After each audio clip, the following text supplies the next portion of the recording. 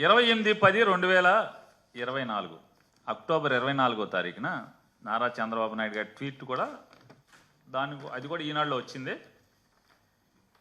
met with the delegation from Adani Group led by the Managing Director of Adani Exports Limited, Mr. Rajesh Adani, and the MD of Adani Ports and SEZ Limited, Mr. Adani Karan, to discuss a range of investment opportunities in Andhra Pradesh. Their presentation, ఇది గొప్పగా అద్భుతం, ఆహా ఓహో, అదానీ వాళ్ళు వచ్చారు మాతో మాట్లాడారు. అసలు అదానీ వాళ్ళు అంతటోళ్ళు మాతో వచ్చి వ్యాపారం పెడతామని ఆంధ్రప్రదేశ్లో అంటాం ఆహా ఓహో అని రాస్తారు. కింద అదానీ భారీ పెట్టుబడులు, రాష్ట్రంలో పోర్టులు, మైనింగు, ఐటీ, పర్యాటకం, ఆర్టిఫిషియల్ ఇంటెలిజెన్స్ వంటి రంగాల్లో అదానీ వ్యాపారం మొదలు పెడతారు ఆంధ్రప్రదేశ్లో. అమరావతి ఇన్నర్ రింగ్ రోడ్ నిర్మాణానికి సంసిద్ధత, ముఖ్యమంత్రి చంద్రబాబుతో అదానీ గ్రూప్ ప్రతినిధులు భేటీ, ఆహా ఓహో వ్యాపారం. కృష్ణపట్నం, గంగవరం పోర్టులు కూడా బాగా విస్తరిస్తారు. రామోజీరావు గారి అబ్బాయి ఒక్కసారి వెనక్కి తిప్పితే కాగితం జగన్మోహన్ రెడ్డి గారు ఉన్నప్పుడు అదానీ వాళ్ళు వచ్చి కలిస్తే ఏం రాశారు చూడండి ఒకసారి. బొగ్గు టెండరు అదానీకే, అదానీ కోసం అడ్డగోలుగా ఎడ్డింగ్లు. అదానీ అయితే ఓకే, మరి ఇక్కడ ఎవడో బాబాయ్, ఈ బాబాయ్ ఎవడో? జగన్ గారు ఉన్నప్పుడైతేనేమో మీకు చేదు, విషం జిమ్ముతారు. అదే అదానీ వాళ్ళు ఇప్పుడు వస్తే ఆహా ఓహో. ఇంకోటి ఏదో ఉంది, లోకేష్ గారు ఈ బాబాయిలు అందరూ కలిశారు, వీళ్ళందరూ ఏంటిది దీని అద్భుతం అని రాశారు. ఇది ఎప్పుడుది? ఇది 2014 డేటా సెంటర్, 2014-19 మధ్యలో డేటా సెంటర్. మళ్ళీ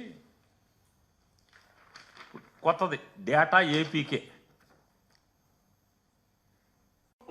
అదే అదానీ. వీళ్ళు రాస్తారు అదానీ సంస్థల చైర్మన్ గౌతమ్ అదానీతో ఐటీ ఎలక్ట్రానిక్స్ శాఖల మంత్రి లోకేష్ ఏపీలో పెట్టుబడులు కట్టుబడ్డాం. కొంచెం కూడా సిగ్గుపడరు.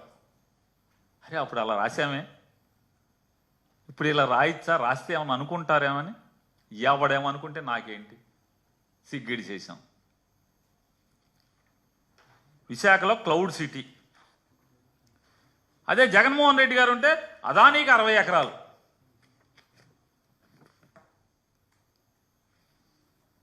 ఈ పాపాలు ఎట్లా ఉంటే వాళ్ళు చెప్తారు. ఏం రాస్తాడంటే ఆయన,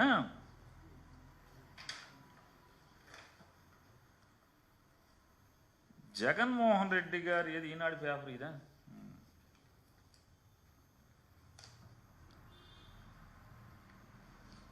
జగన్మోహన్ రెడ్డి గారు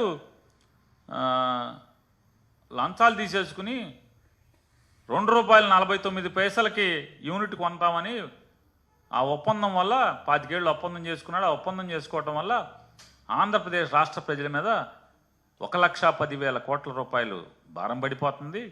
కానీ ఈ ₹2.49 అనేటువంటి మాయలో, యూనిట్కి ₹2.49 అనే మాయలో దీనికి అదనంగా మరొక ₹3.24 ప్రజల మీద భారాన్ని పెడుతున్నాడు.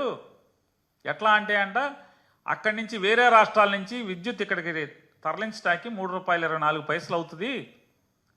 కాబట్టి మొత్తం ₹5 చిల్లర అయిపోతుంది. ₹5.70 73 అయిపోతుంది. ఇది ఘోరం, దుర్మార్గం అని రాస్తాడు. ఎంత పచ్చి పాపం అంటే ఇలా రాయొచ్చా? ఇది జర్నలిజం నీతేనా అని కూడా వీళ్ళకి ఏమాత్రం కూడా సిగ్గుపడే పరిస్థితి ఉండదు.